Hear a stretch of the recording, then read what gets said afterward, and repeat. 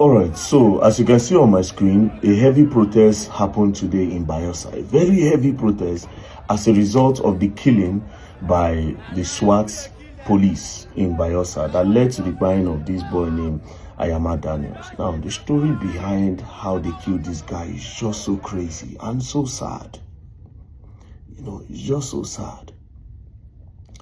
Now, according to one of the survivors of that day, he gave his own testimony, he gave his own statement of what happened.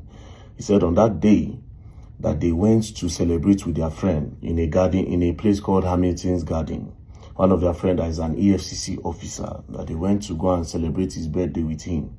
So when they got to the venue, they were inside the club, they were just dancing. And the celebrants, the EFCC officer, two other officers, and one civilian, they went outside.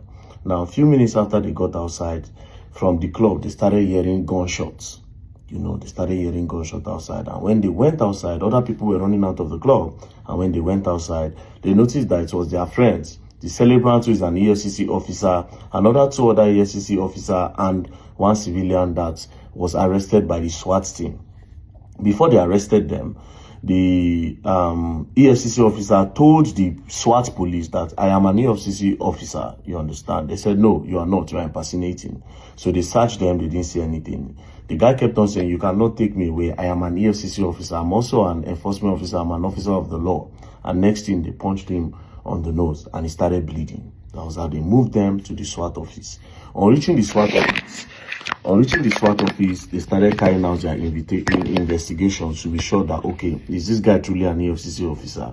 At the end of the day, after much beating, they had beaten them up, they now discovered that truly the guy was an EFCC officer and the two other persons. So immediately, the Oga of the SWAT started apologizing to the EFCC officer. Now, the one that was injured the most, his name is Israel, an EFCC officer named Israel. So when the Oga was apologizing, he said no, that he's going to see to it that those SWAT officers that harassed them, that beat them up, that they will leave the job. He will file a petition and he will make sure he takes it to the IG of the police so that they can see to it that those people leave the job because they are irresponsible officers. You know, so he threatened them. They begged and begged and begged, but he refused, because why you go beg me when you already bust my nose? You understand? Now, at the end of the day, these guys that noticed that they arrested their friends, they now came to the SWAT, they bailed their friends without money. Police didn't, the SWAT didn't collect body. So the guys still threatened that he will make sure those people leave the force. That was how they drove in their Lexus, their RS 350, and they left. Now, they went back to the club to see if they can continue partying. But when they got to the club, the atmosphere had changed because a lot of people have left the scene. So they said, okay, you know what, let us turn back. So that guy, Israel, the Israel that threatened that he was going to report to the IG of police and make sure those guys are dismissed, he now took an Uber and then he left them. So this guy, Daniel, wearing the same color of shirt with Israel that threatened the police to go and report to the IG so that they will be dismissed. They were wearing same shirt. So when the guy alighted, that was how Ayama Daniels now went to go and sit down where Israel was sitting. The both of them were wearing red shirts. Now, they now turned back. While they were going back home, one of them said he was hungry, you know, that he needed to buy food. When they pulled over, immediately they just turned and they pulled over. That was how that SWAT truck just bracketed them. The SWAT van bracketed them and then they opened fire.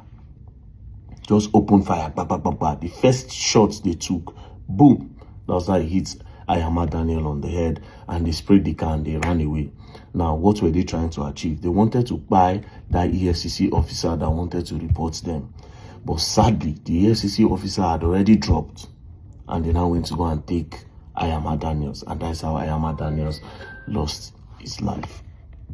So you see the kind of police you get for Nigeria. You see the kind of police we get for Nigeria.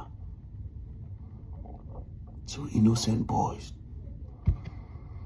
I don't know what the problem is. Police could see you as a young boy. They could say you be fraudster. They don't tag everybody fraudster for Nigeria now. I don't know why. Because the only reason why they were harassing those boys is because they were looking for something. The idea is most security operative now in Nigeria, especially with the police, with the EFCC and co. When they see a young boy, they just want to call you. Okay, let's see what's on your phone. whether there's complaint against you or not, they want to make sure they look for a crime so that they can extort you with. It is wrong. It is wrong. When are we going to get off this problem? And you go talk this thing, the IG of police no go do anything. Nobody did do anything. The Senate don't seem to be doing anything. Nobody seems to be doing anything. So this innocent boy now don't go because of victimization. This innocent boy life don't go like that.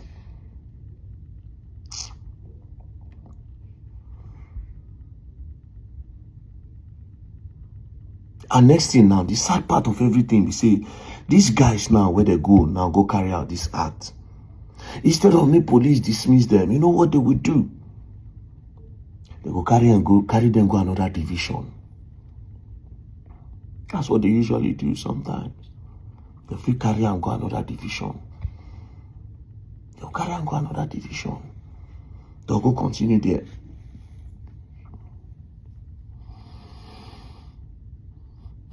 For the past how many days now for Nigeria, people just say police brutality. Just a few days ago, NSAS was also trending. Different parts of especially in the Niger Delta. Now Niger Delta, now police don't buy people pass for the whole country. Niger Delta region. Because they don't tag almost all the boys there. Fraudsters. There's no police. Sambisa Forest, they there. Insecurity, they happen for the north. The police, where they don't push, go Niger Delta region, you know they're anywhere else for Nigeria. You know they're anywhere else for Nigeria. They don't tag all the boys fraudsters.